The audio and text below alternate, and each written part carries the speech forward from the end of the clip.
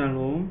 하나님과 동행하는 새벽기도회 달라스 임마누엘 교회 권성철 목사입니다. 오늘도 하나님과 동행하며 풍성함을 누리시는 저와 여러분이 되시길 주님의 이름으로 축복합니다. 오늘 말씀은 미가서 4장 1절에서 13절까지의 말씀입니다. 끝날에 이르러는 여호와의 전에 산이 산들의 꼭대기에 굳게 서며 작은 산들 위에 뛰어나고 민족들이 그리로 몰려갈 것이라. 곧 많은 이방 사람들이 가며 이르기를, 오라, 우리가 여호와의 산에 올라가서 야곱의 하나님의 전에 이르자. 그가 그의 도를 가지고 우리에게 가르치실 것이니라. 우리가 그의 길로 행하리라 하리니, 이는 율법이 시온에서부터 나올 것이며 여호와의 말씀이 예루살렘에서부터 나올 것임이라. 그가 많은 민족들 사이에 이를 심판하시며 먼 곳 강한 이방 사람을 판결하시리니, 우리가 그 칼을 쳐서 보습을 만들고 창을 쳐서 낫을 만들 것이며, 이 나라와 저 나라가 다시는 칼을 들고 서로 치지 아니하며 다시는 전쟁을 연습하지 아니하고, 각 사람이 자기 포도나무 아래와 자기 무화과 나무 아래에 앉을 것이라. 그들을 두렵게 할 자가 없으리니, 이는 만군의 여호와의 입이 이같이 말씀하셨음이라.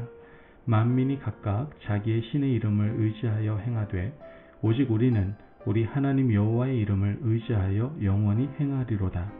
여호와께서 말씀하시되, 그날에는 내가 저는 자를 모으며 쫓겨난 자와 내가 환난 받게 한 자를 모아 발을 저는 자는 남은 백성이 되게 하며, 멀리 쫓겨났던 자들이 강한 나라가 되게 하고, 나 여호와가 시온산에서 이제부터 영원까지 그들을 다스리라 하셨나니, 너 양떼의 망대요 딸 시온의 산이요 이전 권능 곧 딸 예루살렘의 나라가 내게로 돌아오리라.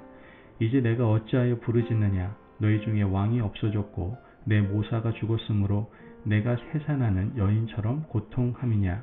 딸 시온이여, 해산하는 여인처럼 힘들여 나을지어다. 이제 내가 성읍에서 나가서 들에 거주하며 또 바벨론까지 이르러 거기서 구원을 얻으리니, 여호와께서 거기서 너를 내 원수들의 손에서 속량하여 내시리라. 이제 많은 이방 사람들이 모여서 너를 치며 이르기를, 시온이 더럽게 되며 그것을 우리 눈으로 바라보기를 원하노라 하거니와, 그들이 여호와의 뜻을 알지 못하며 그의 계획을 깨닫지 못한 것이라. 여호와께서 곡식 단을 타작마당에 모음같이 그들을 모으셨나니, 딸 시온이여, 일어나서 칠지어다. 내가 내 뿔을 무쇠 같게 하며 내 굽을 녹 같게 하리니, 내가 여러 백성을 쳐서 깨뜨릴 것이라. 내가 그들의 탈취물을 구별하여 여호와께 드리며 그들의 재물을 온 땅에 주께 돌리리라. 아멘. 하나님의 말씀입니다. 유다 백성들은 하나님의 놀라운 사랑을 받은 사람들입니다. 그러나 정작 유다 백성들은 하나님의 사랑을 거절했죠. 그들을 구원으로 인도하신 하나님을 거부하고 이방 우상들을 섬겼습니다. 그런데 정작 하나님께서 세상을 심판하실 마지막 심판의 날에 이방 민족들부터 구원을 얻습니다. 자, 그러면 그 모습을 바라보고 있는 유다 백성들의 심정은 어떻겠습니까? 굉장히 복잡해질 겁니다. 미가 선지자가 그 예언을 유다 백성들에게 전하고 있는 겁니다. 미가서 앞장 3장 말씀에서 선지자는 강력한 심판을 선포했습니다. 선지자와 재판관 그리고 제사장들의 심각한 죄 문제를 지적했죠. 유다의 영적 지도자들, 정치 지도자들의 죄 때문에 하나님은 유다를 심판할 것이다라고 예고했습니다. 이제 그 심판 이후에 장차 오실 메시아 왕국에 대해서 말씀을 하고 있는데요. 1절 말씀을 보면, 끝날에 이르러는 여호와의 전에 산이 산들의 꼭대기에 굳게 서며 작은 산들 위에 뛰어나고 민족들이 그리로 몰려갈 것이라. 여기서 말하는 끝날은 종말의 때입니다. 종말의 때가 되면 여호와의 전, 즉 성전이 산들 꼭대기에 서게 될 것입니다. 성전의 주인이신 하나님께서 가장 높은 곳에서 만국을 심판하실 그날이 곧 도래할 것입니다. 종말의 때에 어떤 일이 일어나겠습니까? 선지자는 2절 말씀을 통해서 말씀하는데요. 곧 많은 이방 사람들이 가며 이르기를, 오라, 우리가 여호와의 산에 올라가서 야곱의 하나님 전에 이르자. 그가 그의 도를 가지고 우리에게 가르치실 것이니라. 우리가 그의 길로 행하리라 하리니 이는 율법이 시온에서부터 나올 것이며 여호와의 말씀이 예루살렘에서부터 나올 것임이라. 종말에 여호와의 전에 오르고 야곱의 하나님의 산에 올라갈 자들이 누구라고 말씀하고 있습니까? 많은 이방 사람들입니다. 그들이 여호와의 전에 이르고 여호와의 산에 올라가는 날이 곧 도래할 것이다. 선지자의 충격적인 예언이었습니다. 유다 백성들은 이방인들을 사람 취급하지 않았습니다. 북이스라엘이 망하고 북이스라엘에 아시리아 군대가 주둔한 후로 북이스라엘 사마리아 지역은 혼혈이 되었습니다. 그때부터 유다 사람들은 북이스라엘 사마리아 지역으로는 통행도 하지 않았죠. 심지어 예수님 시절까지 그들은 사마리아 지역으로는 발걸음도 하지 않았습니다. 이방 사람을 사람 취급도 하지 않았다는 뜻입니다. 그들과 혈통을 나눈 모압과 암몬, 에서의 후손이었던 에돔도 사람 취급하지 않았습니다. 그런데 문제는 이방인들이 종말의 때에 하나님의 백성이 되고 구원의 자리에 오르게 된다는 사실입니다. 하나님께서는 구원의 샘플로 이스라엘 민족을 택하셨습니다. 그런데 그들은 하나님을 배반하고 실망시켰습니다. 그때부터 하나님께서는 순서와 서열이 중요하지 않다고 말씀하십니다. 오직 여호와의 이름을 부르는 자, 예수님을 믿음으로 영접하는 자에게 구원을 허락해 주셨던 것이죠. 오직 십자가를 믿는 자들은 모두 구원을 받게 되는 겁니다. 이 구원은 신약시대부터 시작된 것이 아닙니다. 이미 구약부터 하나님께서는 구원의 역사를 허락해 주셨습니다. 이스라엘 백성들이 출애굽할 때도 섞여서 나온 이집트 사람들이 있었습니다.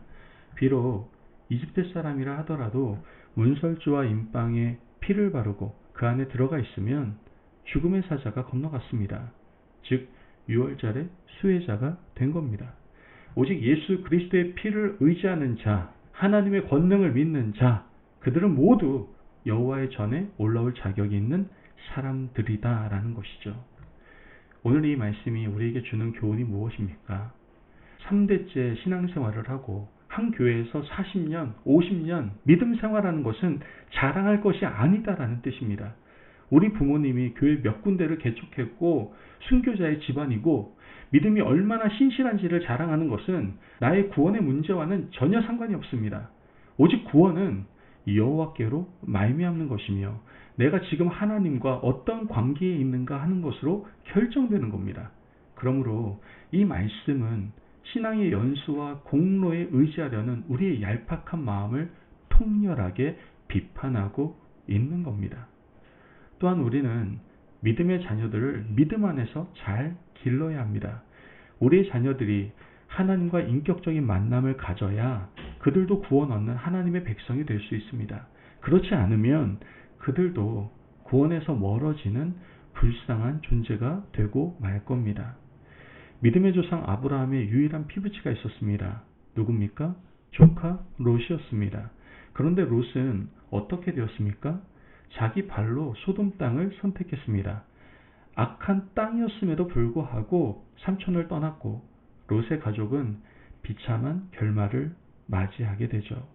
롯의 처는 소돔 기둥이 되었고 롯의 두 딸은 아버지와 동침하며 아이를 낳는 일까지 서슴지 않았던 것이죠. 이런 불행하고 심각한 일이 오늘도 믿음의 가정에서 일어나고 있습니다. 우리는 깨어서 자녀들을 위하여 기도해야 하고 아직까지 믿지 않는 가족을 위해서 기도해야 합니다. 절대로 믿음이 좋은 사람의 옷자락을 붙들고 구원을 얻게 되는, 그래서 천국에 들어가는 그러한 길은 없습니다. 종말의 때에 어떤 일이 벌어지는지 선지자는 계속해서 말씀합니다. 3절 말씀에 그가 많은 민족들 사이의 일을 심판하시며 먼 곳 강한 이방 사람을 판결하시리니 우리가 그 칼을 쳐서 보습을 만들고 창을 쳐서 낫을 만들 것이며 이 나라와 저 나라가 다시는 칼을 들고 서로 치지 아니하며 다시는 전쟁을 연습하지 아니하고, 말씀을 보면 영원한 평화가 도래할 것이다 라고 전하고 있습니다. 전쟁 도구가 용기구가 될 것이고, 이제 하나님께서 심판하실 그날이 오면 이방 민족들로부터 평화가 시작될 것입니다. 평화를 그렇게 외쳤음에도 불구하고 이스라엘과 유다는 평화롭게 살지 못했습니다. 하나님 중심의 평화를 만들어내지 못했던 것이죠. 때로는 바벨론에, 때로는 이집트에, 때로는 아시리아에 붙어서 생명을 연장하려고 했습니다.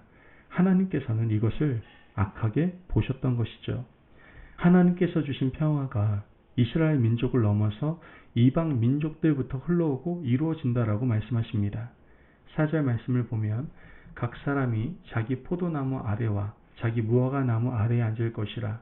그들을 두렵게 할 자가 없으리니 이는 만군의 여호와의 입이 이같이 말씀하셨습니다. 포도나무와 무화과 나무는 이스라엘의 풍요와 번영의 상징이었습니다. 그들이 포도나무와 무화과 나무를 가진다는 것은 이제는 염려 없이 살 수 있다는 하나님의 축복이었던 것이죠. 그런데 포도나무와 무화과 나무를 차지하는 사람들이 누굽니까? 이방 민족입니다. 어떻게 유다 백성들이 질투하지 않을 수가 있겠습니까? 여러분, 하나님께서 주시는 번영과 평화는 보장된 것이 아닙니다. 오직 하나님과 함께 영원한 약속을 부여잡고 걸어가는 각 사람에게 주어지는 약속의 성취입니다. 이방 민족이라 하더라도 하나님의 말씀을 의지하고 믿는 자들에게 주시는 하나님의 선물인 것이죠. 하나님은 믿음을 가진 이방인들에게 포도나무와 무화과 나무를 선물하실 겁니다. 오늘 우리에게도 이런 놀라운 축복이 있기를 간절히 바랍니다. 믿음의 연수를 자랑하고 하나님과 인격적인 관계를 맺지 않으면 포도나무와 무화과 나무는 타인의 것이 될 겁니다. 오늘 우리 가족, 자녀가 하나님이 주시는 포도나무와 무화과 나무를 소유하는 믿음을 가지기를 간절히 원합니다. 그러므로 신앙의 연수와 공로를 자랑하지 마시고 오직 믿음을 붙들고 나아가는 복된 하루를 살아가시는 저와 여러분이 되시길 주님의 이름으로 축복합니다. 아멘. 기도하겠습니다. 사랑이 많으신 하나님 감사합니다. 오늘도 귀한 말씀에 은혜 허락하심을 감사합니다. 하나님, 믿음의 진리를 굳게 붙잡고 지켜서 하나님의 은혜를 누리는 저희들 되게 하여 주옵소서. 그러므로 포도나무와 무화과 나무의 복을 지키며 그 복을 마음껏 내 주위에 흘려보낼 수 있는 믿음의 사람이 될 수 있도록 축복하여 주옵소서. 감사하며 예수님의 이름으로 기도합니다. 아멘. 오늘도 하나님과 동행하며 풍성함을 누리시는 저와 여러분이 되시길 주님의 이름으로 축복합니다. 여러분, 은혜 가운데 주시는 진리의 말씀을 굳게 붙잡으시고 항상 승리하는 멋진 하루 보내시기를 간절히 바랍니다. 말씀 안에서 승리하십시오.